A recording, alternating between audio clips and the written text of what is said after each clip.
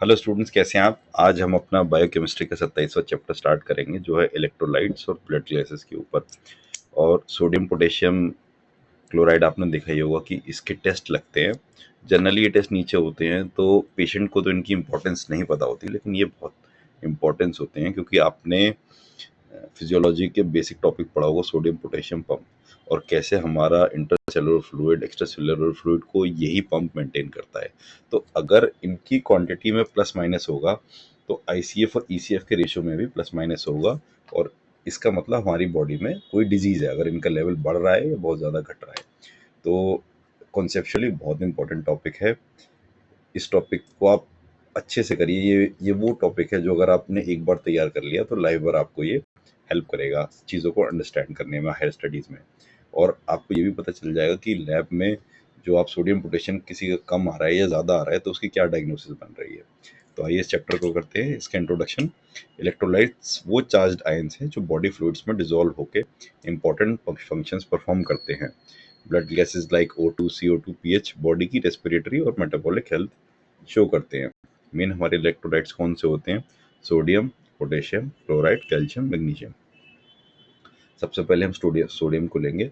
Sodium हमें ध्यान आपको ध्यान हो, ईसीएफ में प्रेजेंट था, एक्स्ट्रा सेलुलर फ्लूइड में प्रेजेंट था, तो वो एक्स्ट्रा सेलुलर आयन है मेजरली। और ये वाटर बैलेंस और ब्लड प्रेशर को कंट्रोल करता है। दूसरा इसका रोल है कि नर्व सिग्नल भी कंडक्ट करता है ये। इसको मैं इजी भाषा में समझाऊं। आपने ऐसी कोई एक्टिविटी करी जिसमें आपका पसीना आपका बहुत ज़्यादा निकला, यानी सोडियम आपका बॉडी से निकल गया, तो आप देखेंगे कि आपके अंदर एक लथार्जी सी आती है, आलस सा आ जाता है। और उसके बाद अगर आप शिकंजी या इलेक्ट्रॉल पानी में डाल के पी लें, यानी अपना सोडियम रिप्लेनिश कर दें, तो आप एक फ्रेश से महसूस करते हो और आपकी बॉडी की जो कंडक्टिविटी है या नॉर्मल फंक्शंस हैं वो बढ़ जाते हैं दोबारा। ठीक है, ये होता है नर्व सिग्नल। अच्छा, इसके दो पैथोलॉजिकल कंडीशंस होती है, हाइपर और हाइपर। हाइपो आपको पता ही है, कम को बोलते हैं, और हाइपर ज़्यादा को बोलते हैं। तो अगर सोडियम लेवल कम हो जाएगा तो इसको हम हाइपोनाट्रेमिया कहेंगे। इसमें सोडियम का लेवल लेस देन 130 आ जाता है।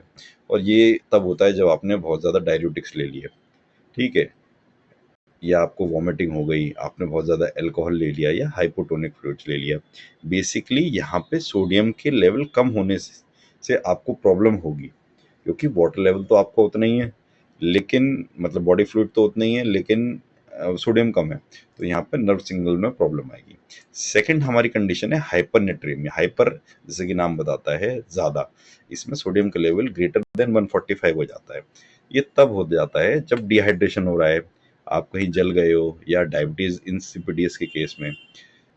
इसका मतलब ये है कि सोडियम तो उतना ही रहा, हमारी बॉडी में एक फिक्स रेशियो होता है सोडियम का और वाटर का। यहाँ पे हाइपर में क्या होगा, सोडियम तो हमारी बॉडी में रिटेन हो गया और वाटर निकलता रहा। जब केवल वाटर निकलता रहेगा तो सोडियम का लेवल बाय डिफ़ॉल्ट ऊपर चला जाएगा, तो उसकी वजह से कॉम्प्लिकेशंस होती हैं। अब हम देख लेते हैं पोटेशियम को। पोटेशियम हमें पता है अंदर रहता है, तो ये आईसीएफ इंटरसेलुलर फ्लूइड में रहता है, और ये इंटरसेलुलर आयन है सबसे ज़्यादा। ये हार्ट, मसल और नर्व फंक्शन के लिए असेंशियल होता है क्योंकि ये इंटरनली प्रेजेंट है। अब इसमें भी हाइपो और हाइपर का कॉन्सेप्ट है। हाइपो यानी कि पोटेशियम कम हो गया, इसको हम हाइपोक्लेमिया बोलते हैं। ये होता है जब इसका लेवल लेस देन 3.5 हो। और ये जनरली डाययूरेटिक्स हो गई, आपको वॉमिटिंग हो रही है बार बार, इंसुलिन को आप यूज़ कर रहे हैं, तो तब आता है। हाइपरकैलेमिया जो होता है वो तब होता है जब पोटेशियम का लेवल ग्रेटर देन 5.3 हो जाए। ये जनरली रीनल फेलियर के केसेस में होता है, हीमोलाइसिस, एसिडोसिस या बर्न। यानी हाइपरकैलेमिया तो बहुत ही खतरनाक कंडीशन होती है और ये पैथोलॉजिकल उसमें ही प्रेजेंट होती है। अगर पोटेशियम का लेवल ग्रेटर देन 7 है तो इसका मतलब कंडीशन पेशेंट की क्रिटिकल है, और अगर ग्रेटर देन 10 है तो उसमें ट्रेजेडी होने का पूरा पूरा चांस है।